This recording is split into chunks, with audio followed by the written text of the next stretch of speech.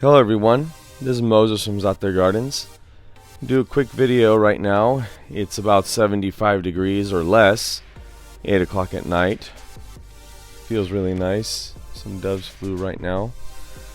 I'm doing this video because I get a lot of questions, and when I have done tours or people come to my house, and especially when I'm pruning, and they would ask, how do you have the heart to prune the way I do?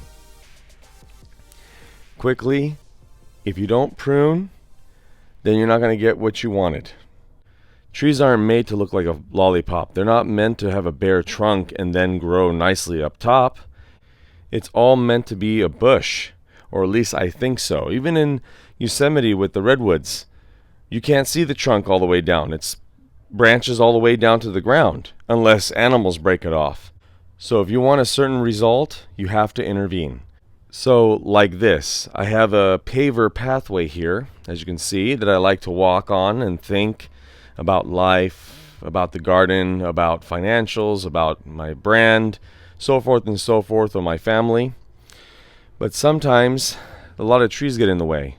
That's where I'll go through. This is clippings of sapote, white sapote, 2 different varieties, and my peach. And I just trim back as much as I can. Here's the line of the edge, and you can see I'm going to go up.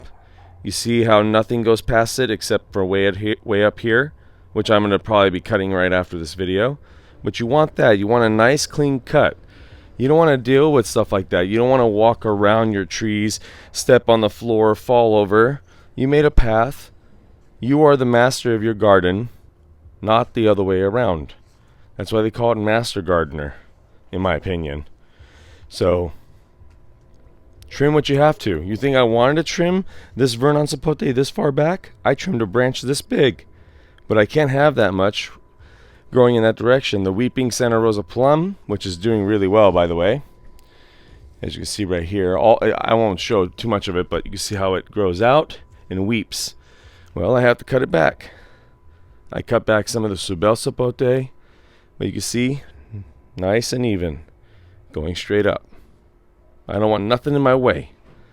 If I need to walk, I need to walk. I'm not going to walk around. So shape your trees, step back when you prune, and shape your trees. Now, if your trees have fruit on them, like this Babcock peach, it's not best to prune. Leave it be. Prune when you're ready. Isn't this gorgeous, by the way? Prune when you're ready. Look at that. I don't even know why I said prune while you're ready. I'm looking at the fruit and the blood ran out of my brain. Prune after you pick the fruit. Now with this donut peach, there's no more on the tree.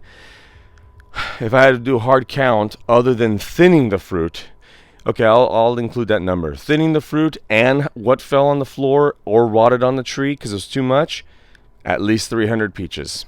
At least 300 were thrown away, or were thinned when it was green. Don't make it hard. Gardening is easy. Alright, everybody? Don't make it hard. This is the number 1 question I get is pruning. Number 1. 2 comments a day minimum. Times 365. Okay? 500 plus comments a year on pruning. And most of it is, I'm afraid. I don't want to do it. Just do it. You're not going to hurt the tree. The tree is actually going to grow even more. And here's Lulu asking, what's going on? How come I'm not in this video, Daddy? Alright. I could pee over here. Yeah, right on top of his daddy's Zaatar plants.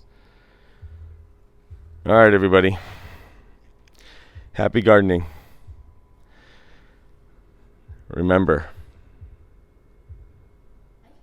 Okay, like, share, subscribe, and thanks for watching, everyone.